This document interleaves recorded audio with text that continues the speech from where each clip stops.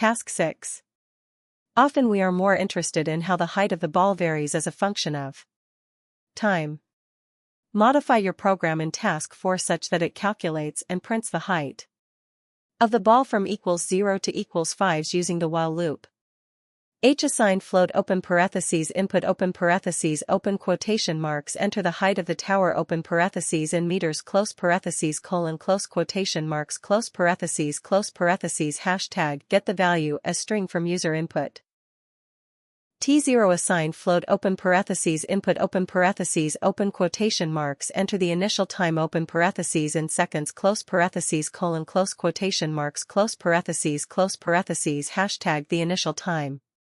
TF assign float open parentheses input open parentheses open quotation marks enter the final time open parentheses in seconds close parentheses colon close quotation marks close parentheses hashtag final time.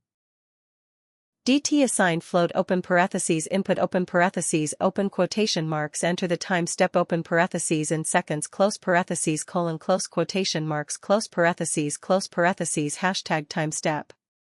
U assign 0. Assign 9.81. T assign T0. While T is larger or equal to TF. H ball assign H minus open parentheses U star T plus 0.5 star A star T star 2 close parentheses. If ball is less than 0.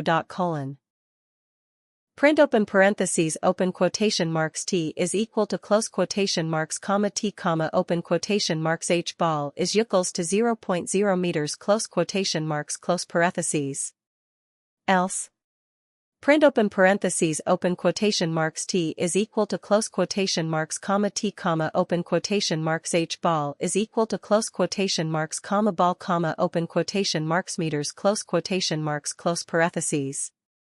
T assign T plus DT.